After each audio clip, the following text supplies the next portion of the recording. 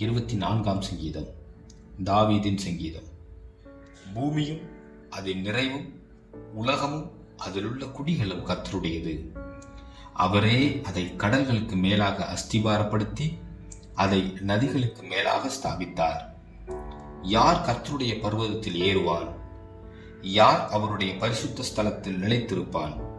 கைகளில் சுத்தமுள்ளவனும் இருதயத்தில் மாசில்லாதவனுமாயிருந்து தன் ஆத்மாவை மாயைக்கு ஒப்புக்கொடாமலும் கபடாய் ஆணையிடாமலும் இருக்கிறவனே.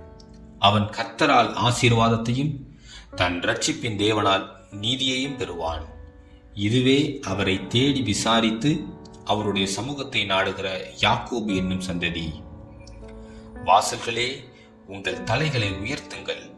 அநாதி கதவுகளே, உயருங்கள். மகிமையின் ராஜா உட்பிரவேசிப்பார். யார் இந்த மகிமையின் ராஜா? அவர் வல்லமையும் பராக்கிரமமும் உள்ள கர்த்தர். அவர் யுத்தத்தில் பராக்கிரமம் உள்ள கர்த்தராமே. வாசல்களே, உங்கள் தலைகளை உயர்த்துங்கள். அநாதி கதவுகளே, உயருங்கள்.